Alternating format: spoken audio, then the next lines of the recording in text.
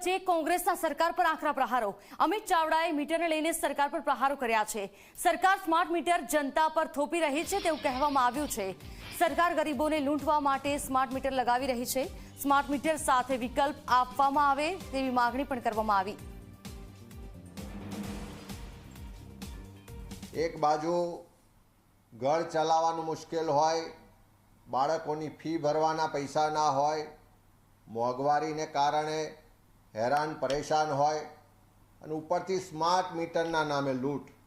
સરકારની વિવિધ જે વીજ કંપનીઓ છે એના દ્વારા આવનારા સમયમાં 1.64 કરોડ સ્માર્ટ મીટર લગાવવાનું આયોજન છે। સ્માર્ટ મીટર માટેની જે ગાઈડલાઇન A to Z ના નામે સરકારે બહાર પાડી છે એમાં સ્પષ્ટ ઉલ્લેખ છે કે મિનિમમ 300 રૂપિયાનું બેલેન્સ રાખવું પડે।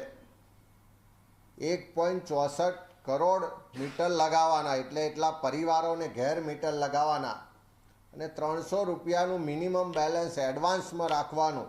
એનો સ્પષ્ટ મતલબ છે કે સરકાર 500 કરોડ રૂપિયા આ ગુજરાતીઓ પાસેથી એડવાન્સમાં વસૂલવાનો લૂંટવાનો કારસો છે।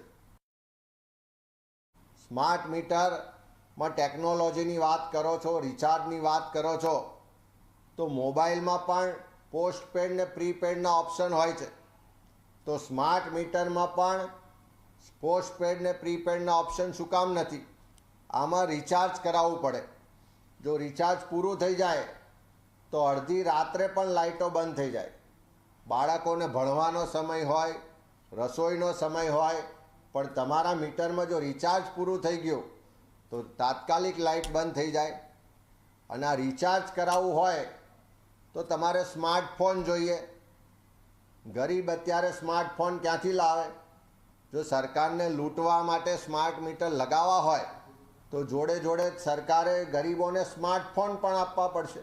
અમારી સરકાર પાસે સ્પષ્ટ માગણી છે કે જો તમારે સ્માર્ટ મીટર લગાવવા હોય તો પહેલાં 200 યુનિટ વીજળી ફ્રી આપો। તમે સ્માર્ટ મીટર લગાવવા હોય તો એનો વિકલ્પ આપો કે જેને લગાવવા હોય એ લગાવે, જેને ના લગાવવા હોય ના લગાવે। તમે એને ફરજિયાત ના કરો।